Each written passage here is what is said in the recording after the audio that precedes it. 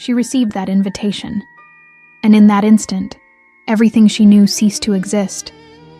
100 women were summoned to win the most powerful man in the kingdom. But she would do anything not to be chosen. While all of them fought for a crown, she was hiding a secret and a love that could destroy her. But what no one expected was that she would be the one to catch the Alpha King's attention. And when his gaze met hers, there was no choice, no escape. Because in that moment, fate decided for them.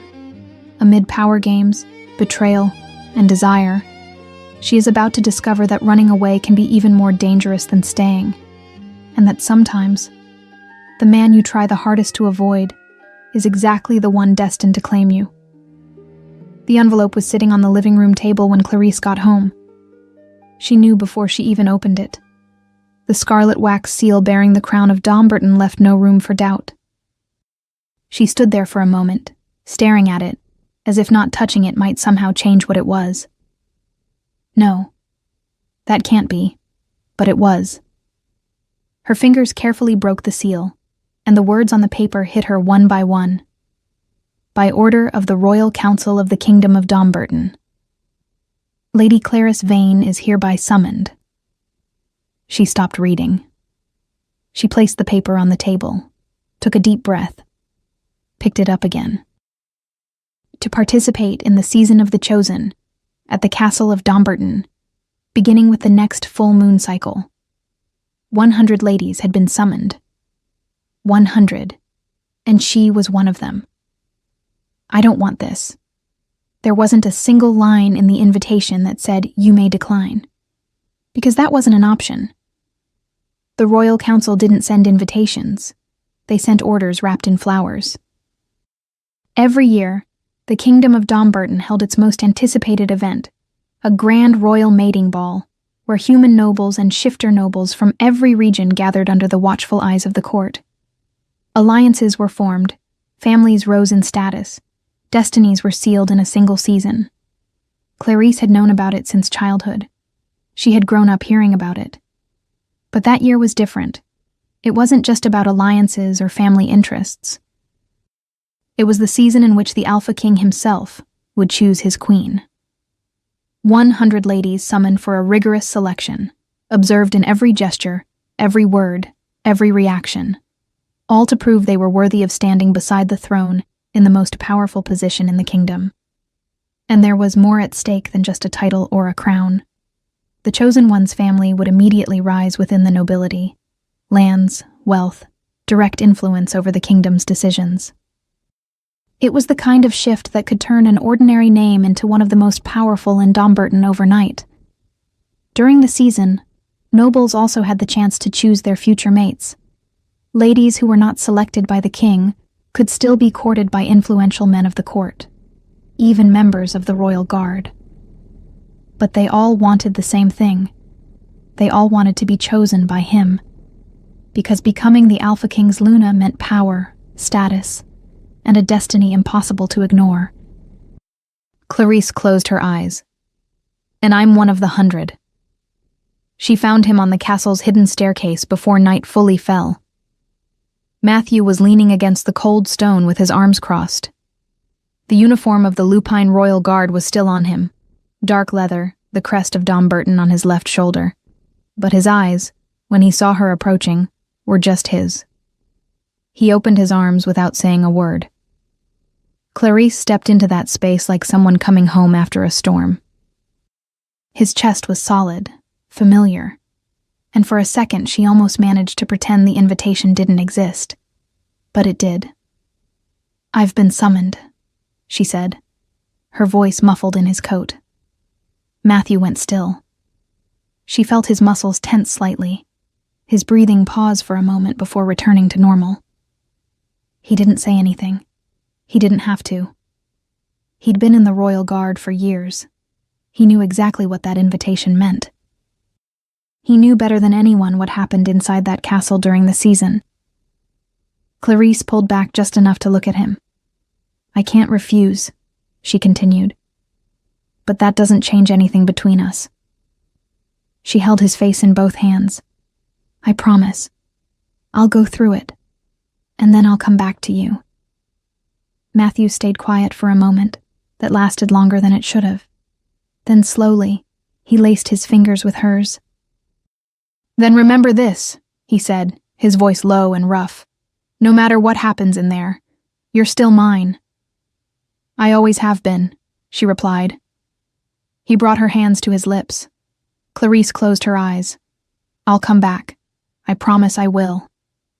In the morning, 3 firm knocks on the door. "Clarice." Lady Isoud's voice came from the hallway with the precision of a bell marking the hour. "It's time. You need to prepare for the initial presentation of the Season of the Chosen."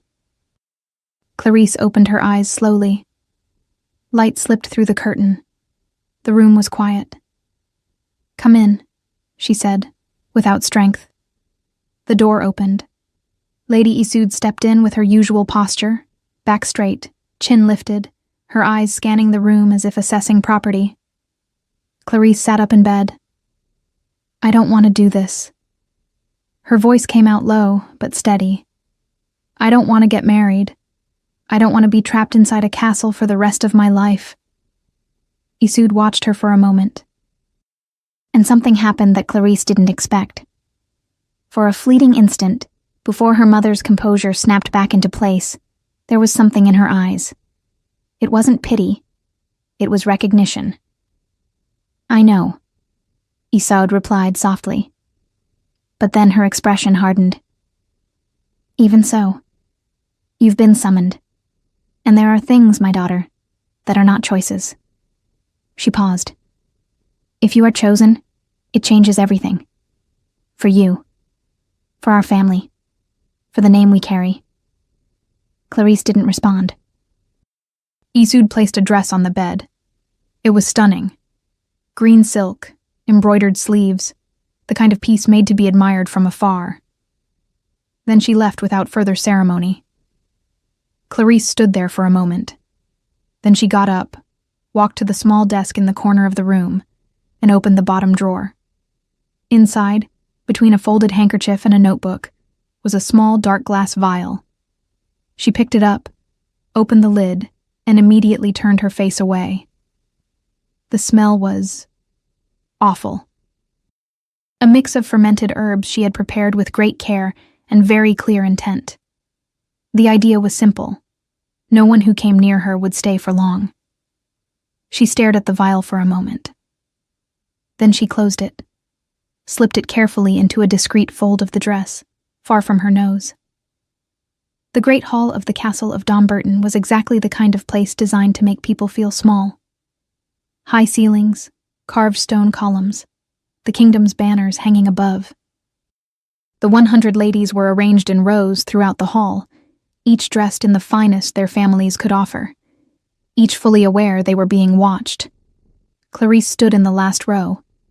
She studied the room carefully, measuring distances. The other ladies spoke in low voices, exchanged calculated smiles, adjusted their posture whenever they felt eyes on them. Some were genuinely beautiful. Others radiated the confidence of those raised for this exact moment. Clarice took the vial from its hiding place, opened it, applied it to strategic points, closed it. The effect was gradual and deeply satisfying. The nearest ladies began to wrinkle their noses. One shifted subtly to the side, then another, then 2 more. Within minutes, there was a noticeable space around Clarice that no one willingly occupied. She stayed there, at the end of the hall, with space around her, and her eyes fixed on nothing in particular, waiting for it all to be over. Caspian entered the hall through the side gallery. He hadn't wanted any of this. The season, the selection, the 100 ladies lined up as if marriage were a competition to be won. But his mother's voice still echoed in his memory. "You need a queen, Caspian, and I won't live forever." And the council had turned it into a decree before he had time to come up with a decent argument. So there he was, seated among the nobles, watching the line of women smiling at him. They stepped forward, curtsied, said their names, exchanged polite words. Some were indeed impressive. He could recognize that, even without interest. One had eyes that held attention. Another had a voice that carried natural authority. Another had the kind of posture that suggested she had never stumbled once in her life. But then his gaze reached the end of the hall. Why is no one standing near her? The last in line was completely isolated. No ladies on either side, no side conversations, no one approaching. Just her, standing with an almost irritating calm, as if the empty space around her was exactly where she preferred to be. Curious. When it was her turn, Caspian straightened slightly. She walked forward, and that was when he noticed. Oh. The smell reached him before she did. Caspian went completely still for a second, processing it. It was undeniable. There was something very wrong, from an olfactory standpoint, about that woman. But there was something else too, something his instinct picked up beneath it, something he couldn't quite name yet, and that settled quietly in the back of his mind, waiting. She stopped at the proper distance, curtsied with a fluid grace that didn't match the rest of the situation, and said her name. Clarice Vane, my lord. She smiled. It wasn't a calculated smile meant to please. It was the smile of someone making a tremendous effort to appear normal, while wishing she were anywhere else in the world. Caspian looked at her for a second longer than necessary. She came to a royal selection. Without bathing? Or did she do that on purpose? The presentations ended. The ladies were dismissed to circulate through the castle and gardens. Caspian remained seated for a few more minutes, responding to the nobles' greetings. Clarice left the hall as soon as she could. Even she was starting to struggle with the smell. The vial had done its job a little too well. She needed to get to her quarters, change clothes, and breathe air that didn't make her eyes water. The problem was that she didn't know the castle. Clarice walked down 2 corridors, went down 1 staircase, up half another, tried 3 different doors, and came to the conclusion that either the castle had been designed by someone with a cruel sense of humor, or she simply had no sense of direction. She turned a corner and stopped. Caspian was standing in the corridor ahead of her. For a fraction of a second, they just looked at each other. Sorry, she said automatically, stepping aside. I'm sorry to bother you, Your Majesty. I was looking for the exit and got lost, so I'll... Wait. His voice wasn't loud. It didn't need to be. It carried the kind of weight that didn't require volume to make someone stop. Clarice stopped. Caspian crossed his arms and tilted his head slightly, with an expression she couldn't immediately place. There was something between genuine curiosity and amusement at her expense. Did you do that to get my attention? He asked. Or do you simply not like bathing? The tone was dry, but there was a spark in his eyes that made it worse. With all due respect, Your Majesty, she said, with a calm that cost her considerable effort. To assume I did this to get your attention is... presumptuous. Presumptuous. Very. He raised an eyebrow. Then what was it? I don't want anyone disturbing my peace, she said, with all the honesty the situation allowed. And marriage is not what I want. She held his gaze. My heart already belongs to someone. There was silence. Caspian looked at her with an expression she couldn't read. It wasn't anger. It wasn't quite surprise either. It was closer to someone who had just received unexpected information and was still deciding what to do with it. I see, he said slowly. He paused briefly. And what if I wanted to claim you? Clarice felt her stomach drop. That would be my worst nightmare, she answered before common sense could intervene. She turned and started walking away. Behind her, Caspian let out a low sound that was clearly a laugh. She clenched her teeth. Lady Clarice. His voice reached her before she turned the corner. There was something different in the tone now. She stopped, but didn't turn around. You cannot go around declaring you want another man while participating in a selection to become my future queen. A calculated pause. If someone from the council hears that, You won't just be disqualified. You'll be a disgrace to your family." Another pause. "So wait until the season ends, then say whatever you want." Clarice stood there for a moment. Then she walked away without answering. But his words followed her down the entire corridor. She found her quarters by accident half an hour later, following a servant who, fortunately, was heading in the right direction. She changed clothes. The smell was gone. She sat on the edge of the bed with her hands in her lap, staring at the window for a long time. The summoned ladies were entitled to quarters inside the castle, an entire wing reserved just for them. The castle of Domburton was vast enough to accommodate not only the 100 chosen, but also nobles from every region of the kingdom. Presumptuous, she thought, thinking I did that because of him. The chambers Clarice occupied in the castle were far too beautiful to be a prison. That was how she thought of that room, with its wide bed, heavy curtains, and the window overlooking the gardens below. Too beautiful. Too quiet. Too far removed from everything that was hers. 3 days had passed since the initial presentation, and Clarice had already figured out the unspoken rules of that place. Every meal was a test. Every walk through the gardens, an evaluation. The ladies moved through the halls with that practiced lightness of those who knew there were eyes in every corner. And there were. Members of the council appeared in corridors without warning. Ladies of the court observed from afar with neutral expressions that fooled no one. Even the servants seemed to carry some kind of invisible report. It was as if every pair of eyes that landed on them carried a vote. And whoever gathered the most by the end, won. It wasn't enough to be beautiful. It wasn't enough to have a respectable name or a family with land. The kingdom didn't want a queen who smiled too much at the wrong noble, who spoke too loudly in a quiet hall, who let her enthusiasm slip at the wrong moment. Reputation weighed just as much as a surname, sometimes more. A lady who lost her composure in a trivial conversation or showed too much interest in any man who wasn't the Alpha King could see her standing crumble before the end of the week. It didn't matter whether she was a shifter or human. The standards were the same for all. Some had already formed groups, small alliances. Others competed with a subtlety only the observant could notice. A directed smile, a well-placed remark, the calculated gesture of positioning themselves near the right people. Clarice did neither. She walked alone, spoke when necessary, and silently counted the days. How much longer? She was leaning against the window when she saw the group of guards changing shifts in the courtyard below. Her eyes swept over the dark uniforms almost absent-mindedly, and then stopped. Matthew was among them. She stepped away from the window before anyone could notice she'd been looking.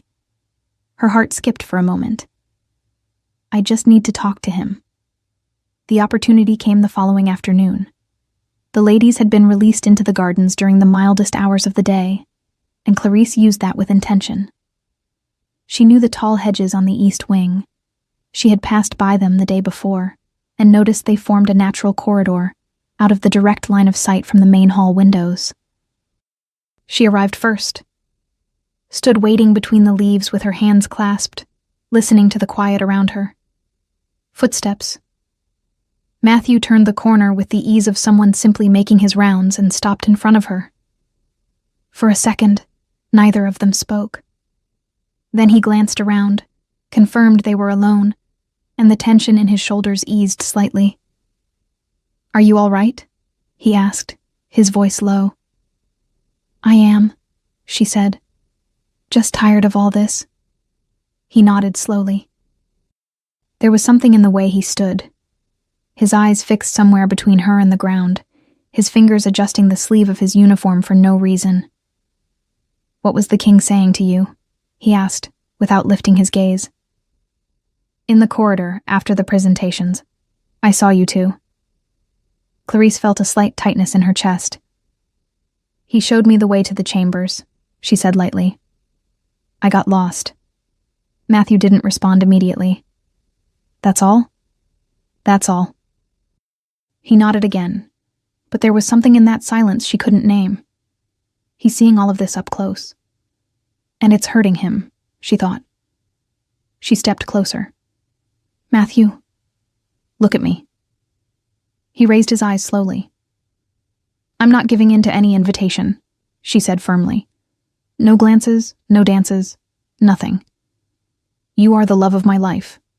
That doesn't change just because I'm inside this castle. Something flickered across his face, too fast for her to catch. I know, he said. But his eyes had already dropped again. The dining hall was different that night. The tables had been arranged in long rows, with fine china and tall candles.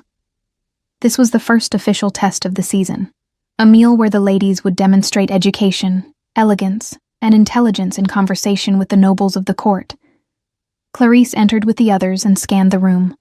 There was exactly one empty seat, at the end of the table, isolated.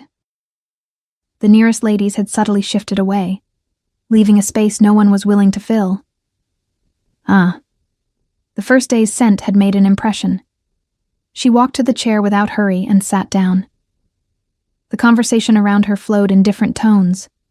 Nobles exchanging opinions about the year's harvest, about northern territories, about the kingdom's latest hunting expedition. Clarice listened without participating, her head slightly lowered, fingers brushing the rim of her glass. Just let this end. But then she felt it, that sensation of being watched. She lifted her face slowly. Across the hall, among the nobles seated in places of honor, Caspian was looking at her. Their eyes met. She didn't look away. Neither did he. It was a servant placing dishes on the table that broke it. The sound of porcelain, movement all around, and suddenly the world had other people in it again.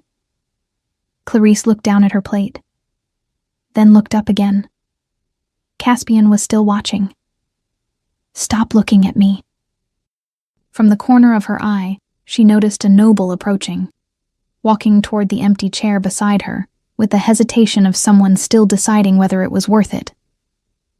Clarice looked at her plate, then at her hand, and made a decision. She picked up a piece of meat with her fingers.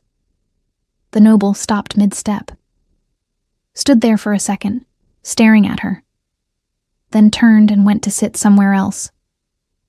From where he sat, Caspian saw everything. The laugh wasn't loud. Brief, genuine, completely out of place in that hall full of formality. He stood still for a moment afterward, as if his own surprise had caught him off guard. How long has it been since I laughed like that? He couldn't explain it, not even to himself.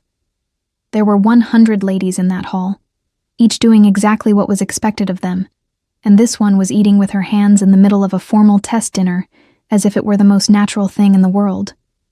He stood up. The entire hall stilled. Not all at once. It moved like a wave. One head turning, then another, until the general murmur gave way to silence. Caspian walked between the tables without haste and stopped beside the empty chair. He sat. Clarice stared at her plate for a second longer than she should have. "What do you think you're doing?" she said, her voice barely above a whisper, lips hardly moving. "How dare you speak to the Alpha King like that?" he replied in the same volume. She blinked. Breathed. "I apologize, Your Majesty." A brief pause. "Even so, why didn't you stay where you were?" "Because I was watching you eat like an animal," he said calmly, "and thought it best to sit closer in case you choked." Clarice turned her head toward him slowly. "You're rude. And you're at an elegance test eating with your hands." She opened her mouth. He's not wrong, but she wasn't going to admit that out loud under any circumstances. "Whatever," she said, picking up her fork with delayed dignity. Caspian remained silent for a moment, his eyes sweeping the hall with the ease of someone exactly where he belonged.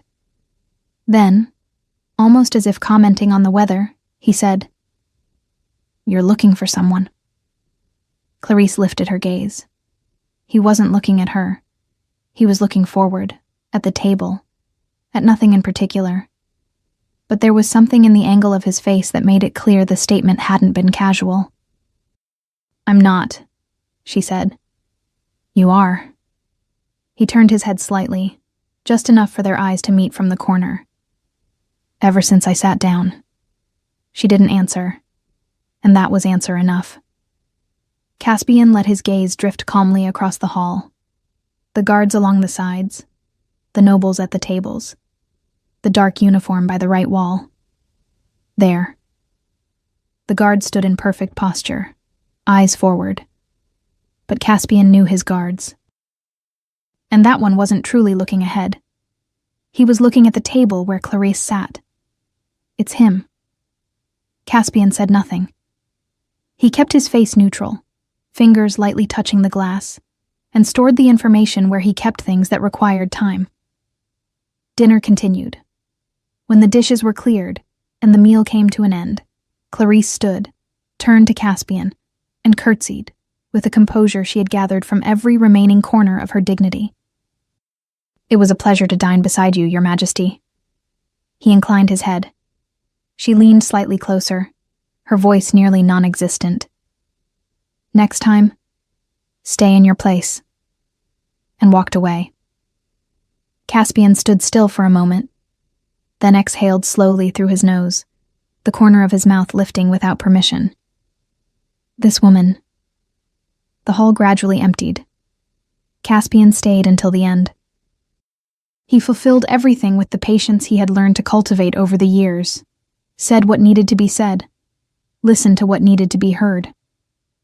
When the last guest left, he took the east wing toward the library.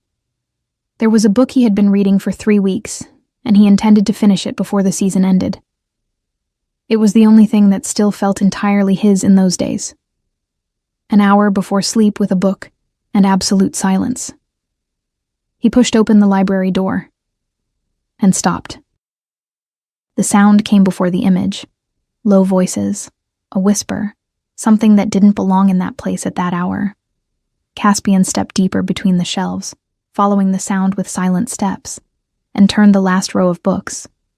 A lady, one of the guards. They both jumped apart the moment they noticed him.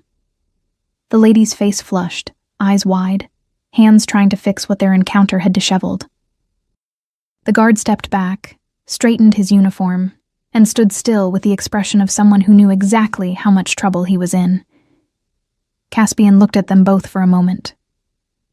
"My lady," he said, with a calm that was worse than anger. "You may leave the castle tonight." The lady opened her mouth.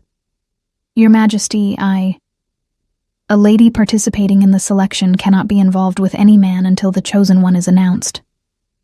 He didn't raise his voice. He didn't need to. That is the rule. You knew it. He turned his gaze to the guard. "And you." A brief pause. "Remove your uniform."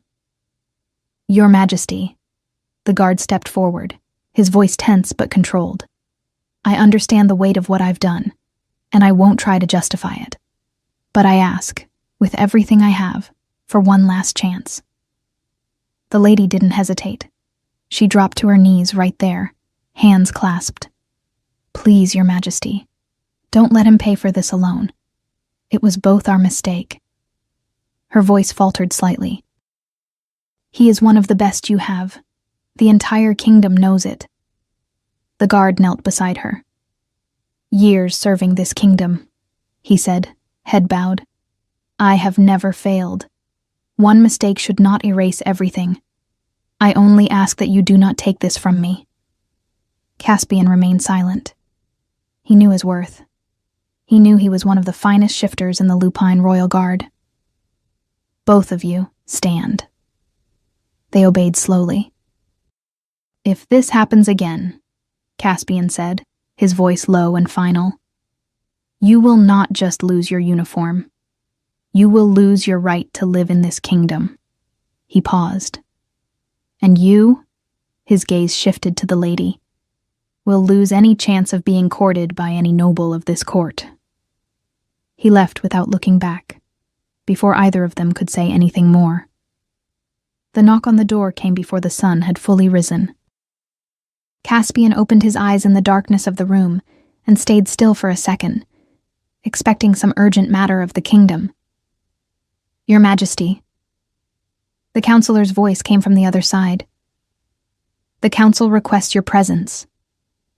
He closed his eyes for one more second. "I'm coming."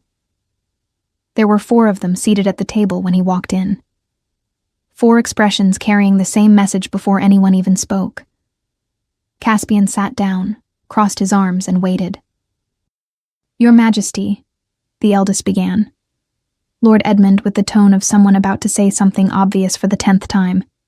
"The season is advancing. The ladies are here. Their purpose is to be known by you. I have attended every required event." "Attended, yes." Edmund steepled his fingers. "But you must circulate, speak with them, walk through the gardens with them, show genuine interest. The council is watching, and the families are watching, and I understand." "Your Majesty, I understand." There was a brief silence. "This afternoon," Caspian said, standing, "I'll walk through the gardens. Satisfied?" Edmund opened his mouth, closed it, inclined his head. Caspian left before anyone could think of adding anything else. The afternoon arrived with clear skies and a group of ladies who looked like they had rehearsed the moment. They appeared from the gardens the moment he stepped down the stairs. Caspian moved among them with the patience his position required, answering questions, asking the right ones, letting silence fall where it should. Inside, the thought was different. "I need some of them disqualified soon. I can't take this much longer." One of them talked nonstop about her family's estate in the north. Another laughed at everything he said with almost touching dedication. A third had mentioned the weather 4 times in 10 minutes. He was responding to something about the harvest, or pretending to, because he wasn't actually listening anymore, when movement in the inner corridor caught his attention. A figure walking alone through the gallery that overlooked the garden. Clarice. She moved with that distracted lightness of someone lost in thought, her eyes toward the windows, completely unaware that the king was less than 30 steps away, surrounded by ladies who would give anything to be in her place. Caspian turned to the group. "Excuse me." He didn't wait for their reaction. He walked toward the gallery with the steps of someone who knew exactly where he was going. Clarice saw him too late to pretend she hadn't. "Lady Clarice," he said. "Your Majesty." She inclined her head. "Can I help you with something?" "Actually," he took a step closer, "I was thinking about you." She raised an eyebrow. "What an honor." "Yes, isn't it?" His tone was dry, but there was that spark she already recognized. "I was thinking about how bold you are for someone in your position, declaring you want another man, using herbs to try to mask your scent." He tilted his head slightly. "Creative, at least." Clarice felt heat rise up her neck. "I wasn't trying to mask your scent from me?" He let out a quiet laugh. "Clarice." The way he said her name made her uncomfortable. It sounded far too familiar. "Don't underestimate me. I'm the Alpha King. You could cover yourself in every herb in the kingdom and I would still catch your essence from a distance." The heat spread from her neck to her entire face. She tried to gather a response that sounded like control. She started. "You're blushing," he observed calmly. "I'm not." "You are." Clarice closed her mouth with effort, breathed, lifted her chin. He went quiet for a second. His eyes settled on her with a different kind of attention, not the king evaluating a candidate, something else.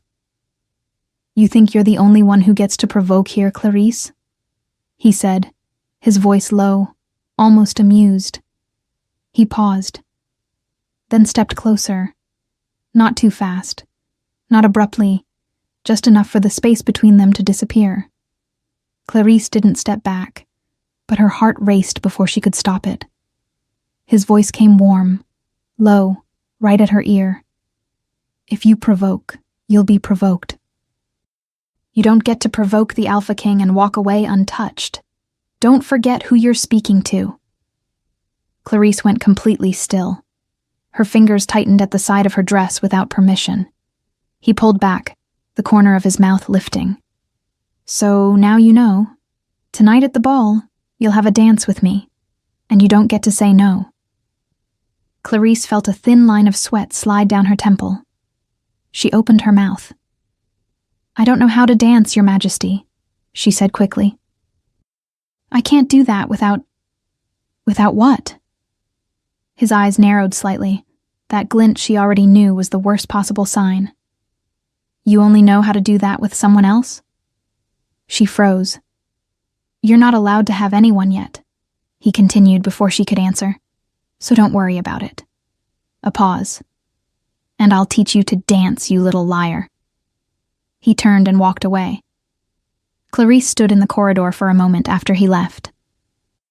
Her heart still out of rhythm, and for a second, just one, she thought she might be going too far. He was the Alpha King. She was in his castle, part of his selection, and she had spent the last few days provoking him with a boldness that, from the outside, would probably look like madness. But then his words came back. Little liar. The anger rose slowly, clean, and familiar. The audacity. The hall was full. Highlights, soft music still warming up the musicians. Nobles from every family moving with that elegance that looked natural, but had taken years to master. The ladies of the selection were spread across the hall like carefully arranged flowers. Caspian was standing near the entrance when she walked in. He wasn't expecting to be hit like that. Clarice crossed into the hall with that same distracted grace she carried, as if she didn't fully realize how much attention she drew, or did and had chosen not to care. The dark blue dress, her hair falling over one side, her eyes scanning the room with a caution she probably thought she was hiding. Caspian stood still. Gods. His heart raced, and it irritated him in a way he couldn't explain. He had seen extraordinarily beautiful women in that hall over the years.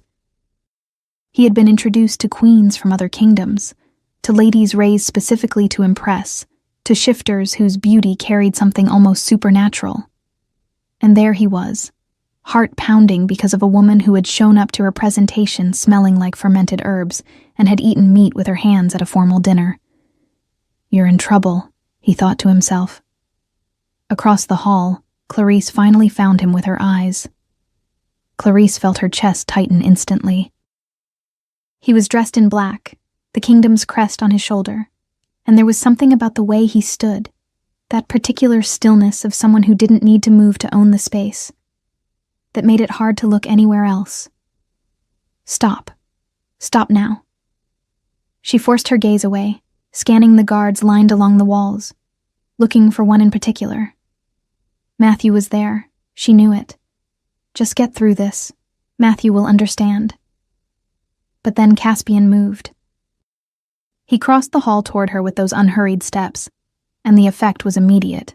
Heads turning, conversations pausing, a silence opening like water before a stone. He stopped in front of her and extended his hand. Clarice looked at his hand, then at him. There's no way out. She placed her hand in his. The entire hall stopped breathing. She heard it, couldn't help it. The whisper spreading among the nearest nobles. He chose her first. The one who doesn't bathe. The one who ate with her hands. There was genuine confusion in those voices, and Clarice felt her face heat. But Caspian led the first steps with such effortless ease, it was almost infuriating. Breathe, he murmured, just for her. The music shifted into something slower, wider, and other couples began joining the floor around them. The hall came back to life. Clarice focused on the steps, on his shoulders, on anything that wasn't the heat of his hand at her waist. There was something inexplicably warm about it. It wasn't the room. It wasn't the effort of the dance. It was him. his closeness stirring something inside her in a way she couldn't name, and didn't want to name. Stop. She stepped on his foot. Caspian froze for half a second. Why? He asked, his tone far too neutral to be genuine. Because your majesty is far too showy, she said, low but firm. Now everyone will think you're going to choose me.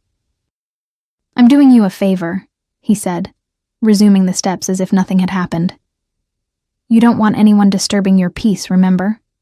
No one will approach a woman the king has taken to dance. He's not wrong, which only made it more annoying. You're not all that, she said. I'm not? You're not. He pulled her slightly closer, just enough to throw her argument off balance. You're going to beg for me yet, he said with absurd calm. Clarice laughed, short, genuinely mocking. In your dreams. But the warmth was still there, growing slowly, uninvited, completely indifferent to what she wanted or didn't want to feel. Stop. Stop now. You love Matthew. That was when she saw him. Matthew stood against the right wall, uniform in place, posture perfect, but his eyes were on her. Fixed. She tried to pull away from Caspian. His hand tightened at her waist. Don't go there, he said quietly. I just want... Not now, Clarice. There was something in his tone, not an order. Something else. Restraint, as if he were holding something back that didn't belong in that hall. She looked at him. Caspian's gaze flicked to Matthew for a fraction of a second, so quick she almost missed it. Then back to her, and there was something in his eyes she couldn't identify. What is it? She asked. Not now. The thought crossed his mind with cold clarity. Not here. She wouldn't handle it. She'd break down in front of the entire council, all the families, the whole hall. Nothing, he said. Caspian... Everyone is watching, Clarice. His voice was low, direct. Walking away now draws attention you don't want. The council is watching. A pause. Don't be foolish. She held her breath. Then she looked at him, really looked at him. Not with her usual irritation, not with the defense that had become automatic. Really looked. And for a second she hadn't planned, she realized. He's so... his eyes. She forced the thought out of her head. I need to go, she said firmly, when the music ends. The music ended 30 seconds later. Clarice curtsied with all the composure she had left. Caspian inclined his head. Their eyes held for a second longer, and then she turned and walked away. She moved through the corridors calling Matthew's name under her breath, her heart beating in a rhythm that wasn't romance. It was urgency. A need to see his face and remember why she was there, why she had promised, why any of this was worth it. The garden was quiet when she arrived. She saw him from behind, and stopped. There was a woman, his arms around her, the kiss that left no room for interpretation. The world simply stopped. Matthew. The name came out weak, broken, as if her voice understood before she did the weight of what she was seeing. He turned slowly. And when his eyes met hers, wide, his face shifting through a sequence of expressions she saw all of and wished she hadn't seen any, Clarice understood there was no version of this that wasn't exactly what it looked like. It's not what it looks like, he said, taking a step toward her. The woman in his arms didn't rush to pull away. She slipped free slowly, with that specific calm of someone who has nothing to hide because she doesn't care about the damage she's about to cause. She turned to Clarice with a smile that held nothing kind in it. With me, she said, her voice soft and poisonous. He has what you'll never give him. Shut up, Matthew said, tense. She ignored him, took a step toward Clarice, her smile widening. Oh, darling, everyone knows you're a virgin. I said shut up. But it was too late. The words hit Clarice like something physical. She stood there, unable to move, unable to breathe properly, while the woman walked away through the garden without a trace of urgency, without looking back, as if she had just done exactly what she came to do. The silence left behind was deafening. Clarice had saved herself for him. All those years, every time there was pressure, every time someone tried to court her, every time the world pushed her in a different direction, she had chosen to wait. For him. Because she believed he was worth waiting for. And now she was being exposed in a garden by a stranger with a venomous smile. The tears started falling before she decided to let them. "I can't believe you did this to me." Her voice broke halfway through, wounded in a way she couldn't hide. "Clarice." Matthew took another step. "Listen to me, please." She didn't step back. She stood still, eyes full, hands clenched at the sides of her dress. He dropped to his knees. "I'm begging you." His voice was desperate, his hands reaching for hers. "I love you. You're everything to me.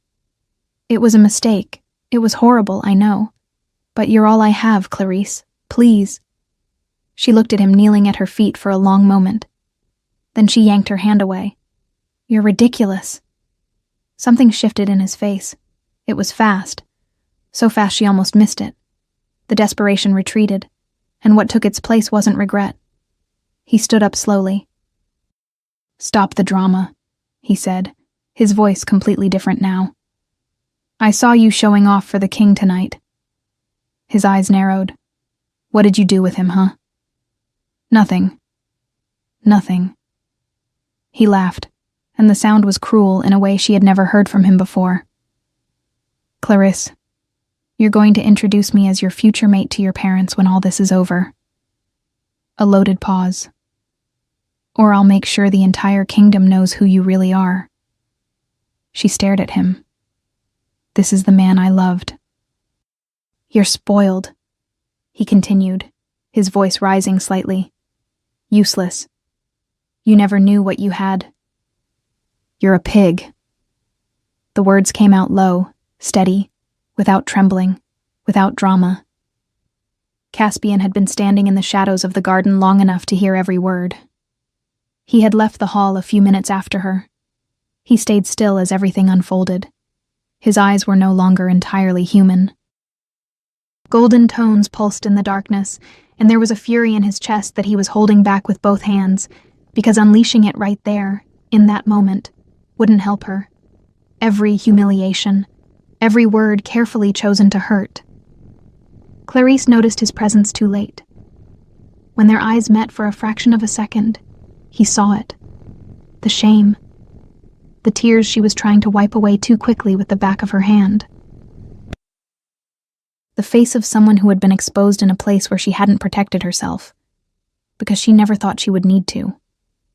She ran, disappeared between the trees before he could say anything.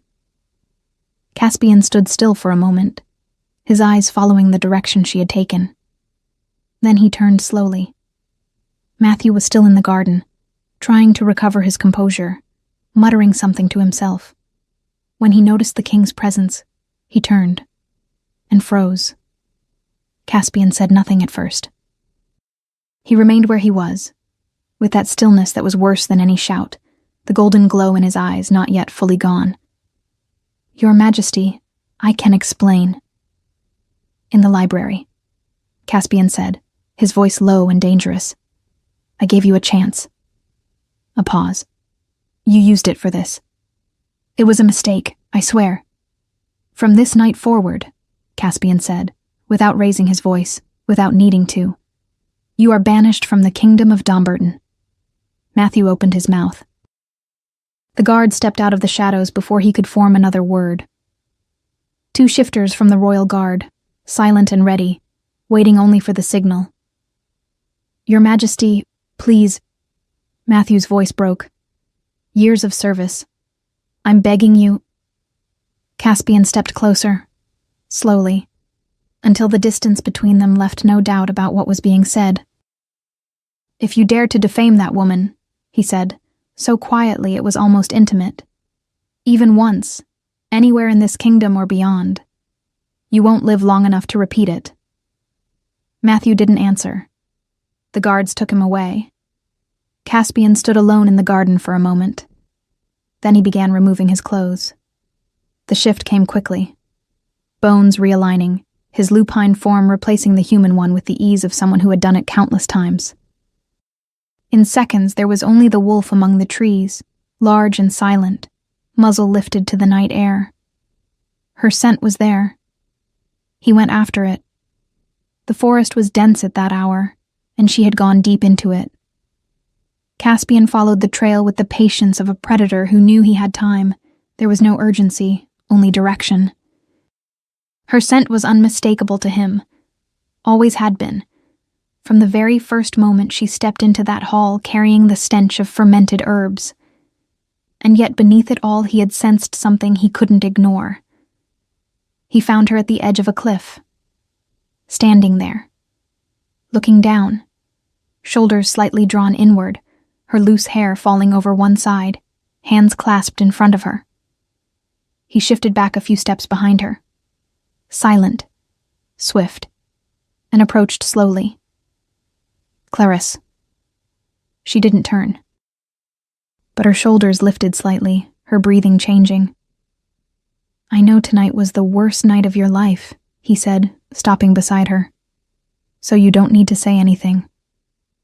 "Tonight is bad," he continued, as if she hadn't spoken. "But there will be better days."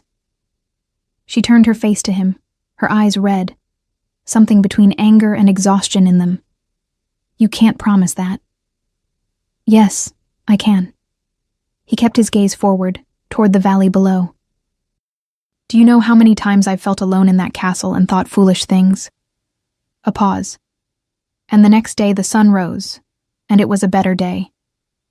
He looked at her. "Don't lose the chance to see a beautiful sunrise tomorrow because of one man who doesn't deserve your tears." Clarice stayed silent for a moment. Then the tears came again. Different this time. Not anger, not shame.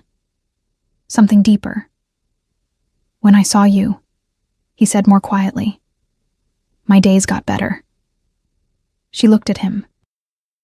And it was the first time she looked at him like that. Without defense, without irony, without that layer of distance she always kept between them. She simply looked. Then she smiled, small and broken, tears still on her face. "You don't understand," she said, her voice tired. "He's my mate." Caspian went quiet for a second. Then he let out a low laugh. Not mocking, but something she couldn't quite define. "He's your mate," he repeated slowly. "That's what he told you?" "Yes." "Clarice." He said her name carefully, like someone about to say something that needed to land just right. She blinked, and then her knees gave out. Caspian moved before she hit the ground, his arms catching her before thought could, pulling her weight against his chest, his knee hitting the dirt to soften the fall.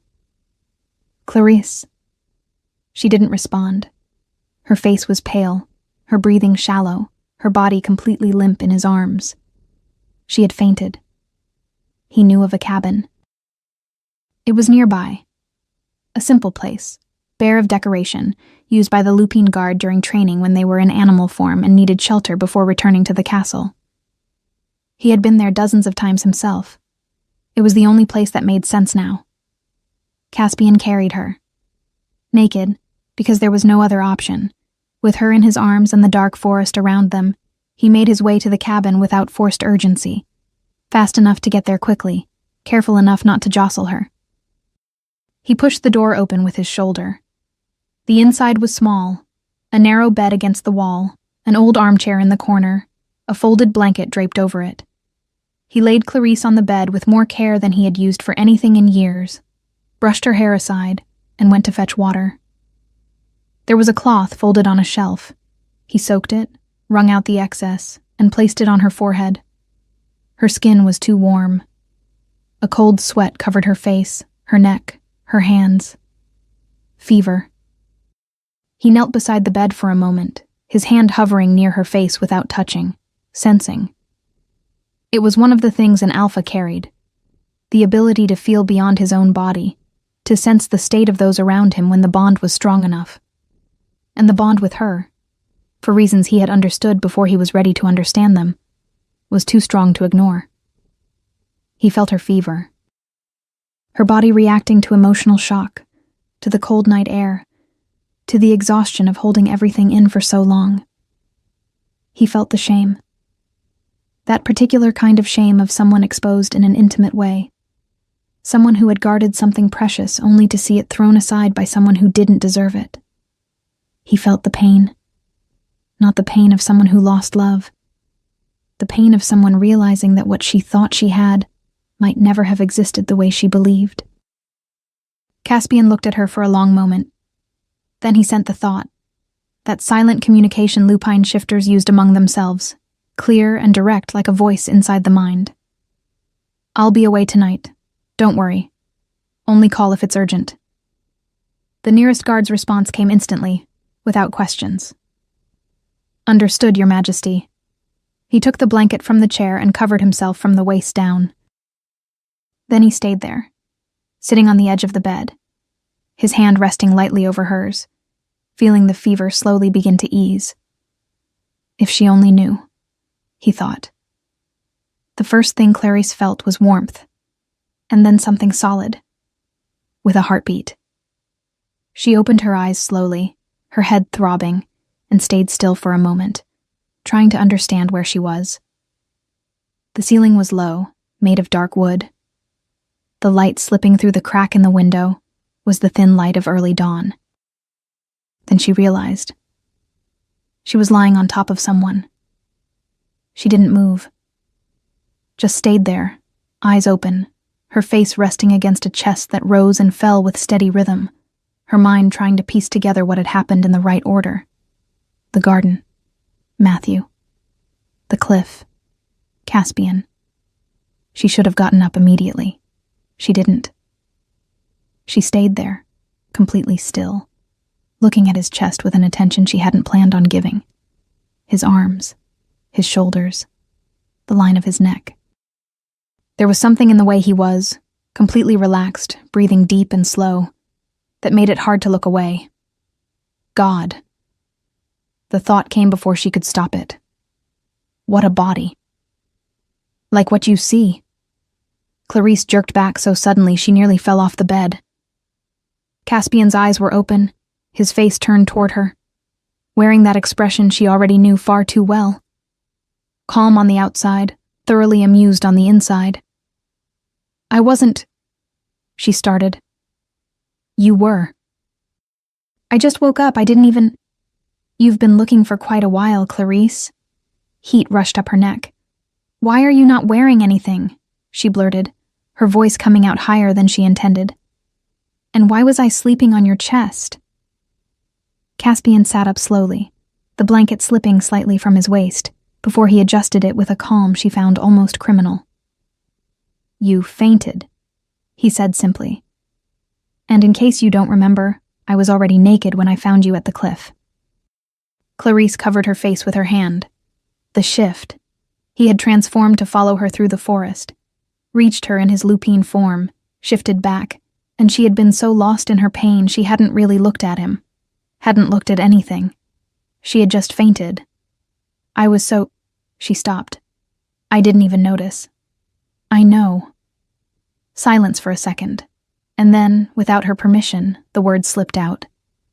"That explains why you're so tall and big." She closed her mouth. Too late. Caspian went completely still for a moment. Then, "I didn't know you found me attractive." His voice was low, almost amused.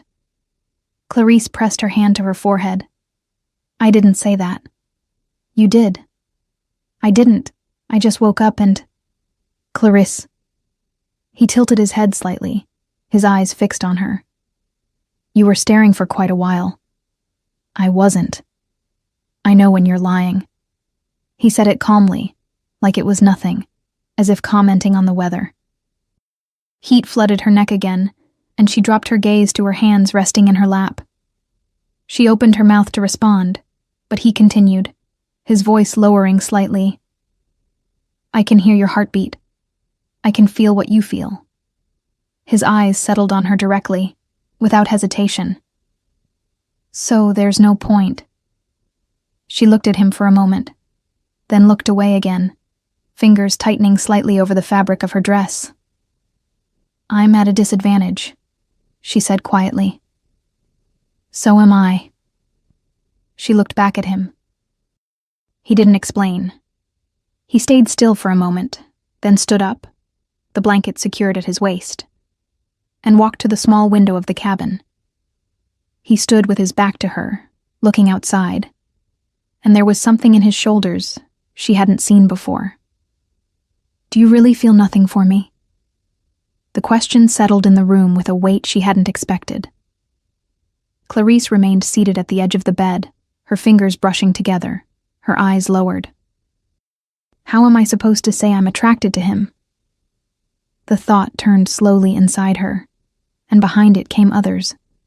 Quiet, honest ones she had avoided asking herself, because they were far too inconvenient. Do I really love Matthew? After everything? Or was it just easier to believe I did because he was there, familiar, saying all the right things? She remembered. A night near the forest, the two of them hidden. His voice low, saying, You are my mate, Clarice. She had held on to that like certainty. Built things on top of it. But I was already starting to feel distant from him before the season even began. I was, and I pretended not to see it. You humans think too much, Caspian said without turning, and feel too little. She lifted her eyes. Shifters are complicated, she replied. I don't understand this instinct thing. That's because you think more than you feel. He turned. And there was something in the way he looked at her. Direct, unguarded, with that quiet intensity she had come to recognize as the most real version of him, that made her hold her breath. Clarice. His voice was firm, but careful underneath. You can't be Matthew's mate. She froze. Because you're mine. The cabin went completely silent. That's not possible, she said. It is. He took a step toward her. I knew from the moment of the presentation. Everyone was backing away from you, and I kept wondering why, until I recognized the scent. Fermented herbs, deliberately applied to make it unbearable. The corner of his mouth lifted slightly. But at the same time, beneath all that, there was something else. Something no one else noticed because they were too busy covering their noses. He looked at her directly. Your real scent, Clarice. And it was so good I couldn't understand how everyone was stepping away while I wanted to get closer. My instinct knew before I did. Your scent is everything to me. Clarice stared at him. Matthew lied. His voice wasn't cruel, just direct, carrying the weariness of someone who had held on to a truth for too long. He went quiet for a moment. I saw it. The thought crossed his mind uninvited. Saw how much he wanted you and couldn't have you. Not the way he wanted. Not fully. And I understood it better than I should have, because I know exactly what it's like to want someone like that. He didn't say it out loud, but what he said next carried all of that underneath. Maybe he thought that by lying, he could finally have you for real. A brief pause. It's unbearable wanting someone who keeps looking at another man. Someone you know will one day belong to someone else, and that someone won't be you. He looked away for a second, as if letting the words settle before continuing. He didn't deserve what you saved for him. She didn't answer. He stood still for a moment, then said, quieter, more honest than anything he had said before. You're human. But you could at least feel some attraction toward me. Clarice looked at him. At his eyes, looking right back at her without hiding anything. And she told the truth. I do. Her voice came out small. "I just don't know how to explain it. And I can't." She stopped, fingers tightening. "I don't want to get hurt again. Not anytime soon. I'll just stay single forever." He stayed silent for a moment, then lowered his head slightly and walked to the cabin door, opened it, stood there with his back to her, looking at the moon still hanging pale above the trees. Silence stretched. "I can wait," he said at last. Clarice watched his back. "You have to choose a queen," she said. "I'll talk to the council and deal with that." She stayed still, and then she felt it. It came slowly, like a tide. A sadness that wasn't hers. She recognized it because it didn't feel like her own. It was deeper, older, the kind of loneliness that came from carrying the weight of a kingdom alone for years. The sadness is his. Clarice stood, crossed the room without thinking, went to him, and wrapped her arms around him from behind, her face resting between his shoulders, eyes closed. He went still for a second, then turned within her embrace, slowly, carefully, until he was facing her. "I don't want you feeling my sadness, Clarice." "I didn't choose to feel it," she said, looking up at him. "It just is." A pause. "If I kiss you," she said more quietly, "will it go away?" He laughed. A real laugh, low, reaching his eyes. "Then you'll feel something else." She looked at him for a second, then rose onto her toes and kissed him. It was soft at first. Just the contact, just the warmth. But he responded, and when he did, there was no longer softness in the sense of distance. His hand moved to her waist with a firmness that said more than words ever could, and Clarice felt a heat that made no reasonable sense. It wasn't the cabin. It wasn't the night. It was him. It was this. It was something she had been refusing to name ever since he sat beside her at that dinner and laughed with her for the first time. He pulled away first. "We have to stop." "I don't want to." "Clarice." His voice was rough, his hand still at her waist. "I'm going to wait for you.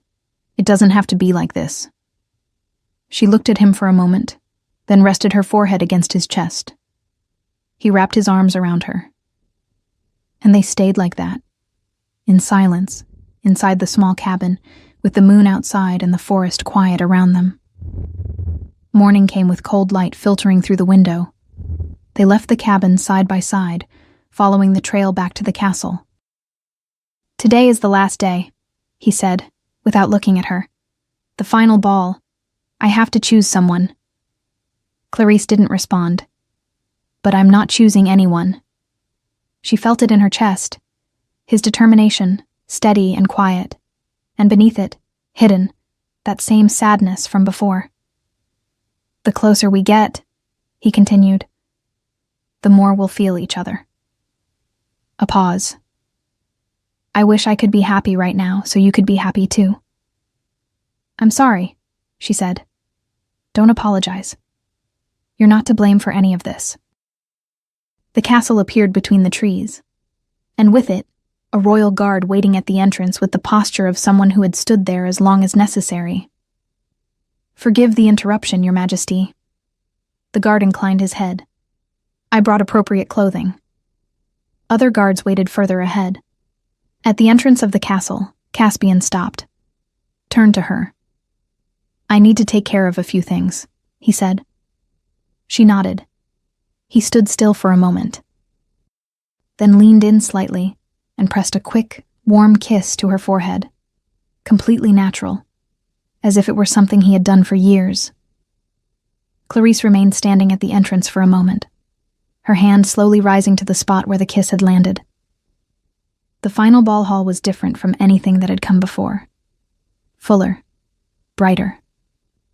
The families had arrived, parents, siblings, uncles, pride written across their faces in that particular mix of hope and nervousness. More than 90 ladies had already been dismissed in the past days, released to be courted by the nobles of the court, and most had found companionship. The kingdom had fulfilled its promise for nearly all of them. 5 remained. Clarice was one of them. She moved through the hall carrying that mixture of feelings she had learned to hold over the past weeks. Matthew's betrayal still alive, but more distant now, like embers after the flame dies down. What she felt for Caspian, something she still couldn't shape into words but too large to ignore.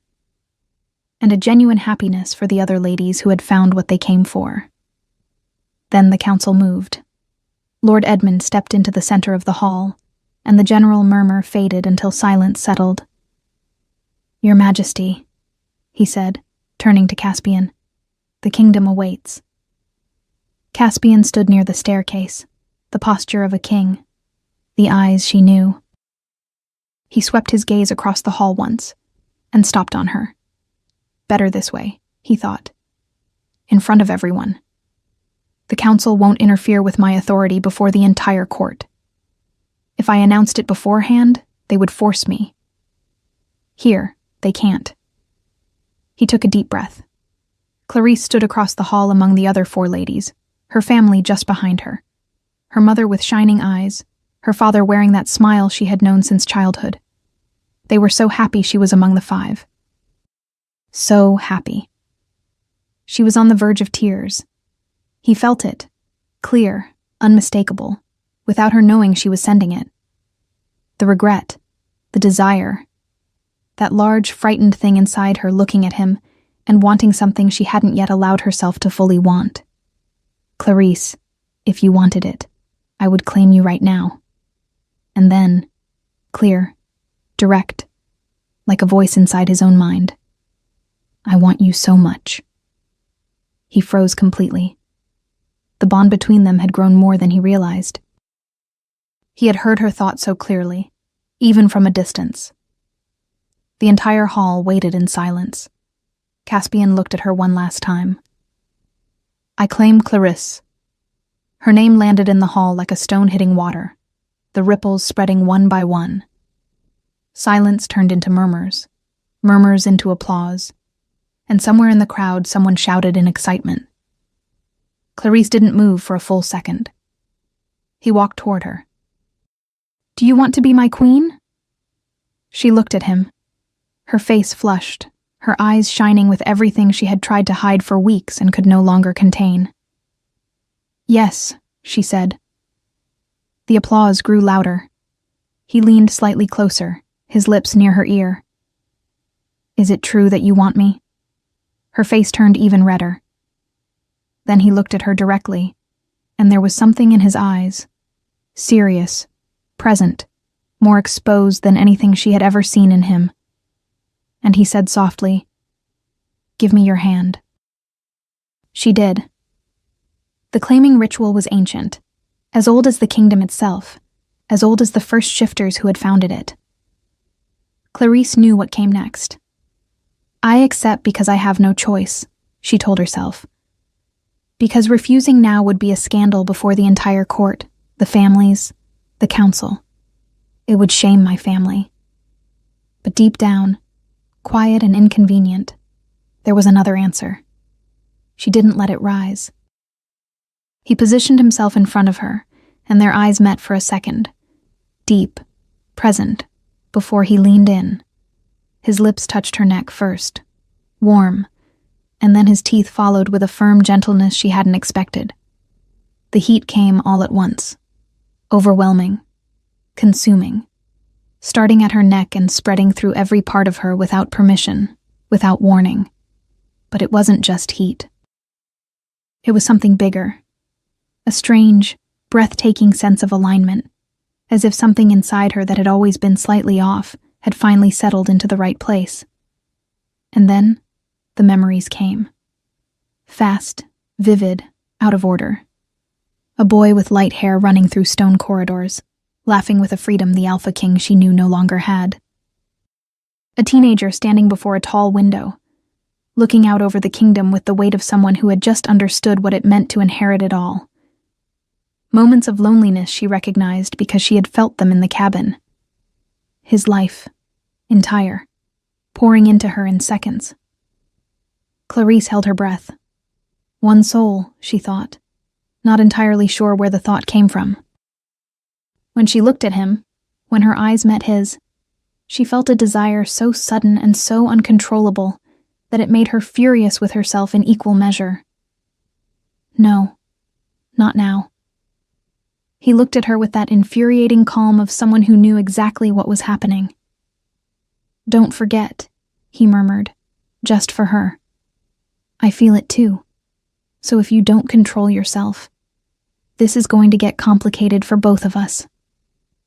"You're the one who claimed me," she replied, her voice not entirely steady. "I claimed you because you wanted it. I said I was going to stay single forever." Liar.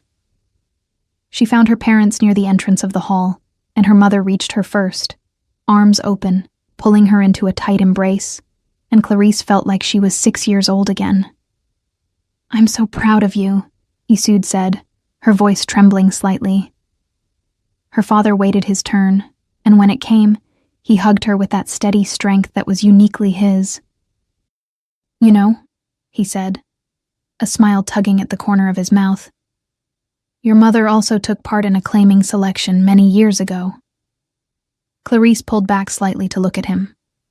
"And it's a good thing the king back then didn't choose her," he continued, his eyes shifting to Isoud with that warmth that didn't need words. "Because I wouldn't know how to live without her." The knock on her chamber door came later, when the castle had grown quieter. Clarice opened it. Caspian stood on the other side. "Why did you claim me?"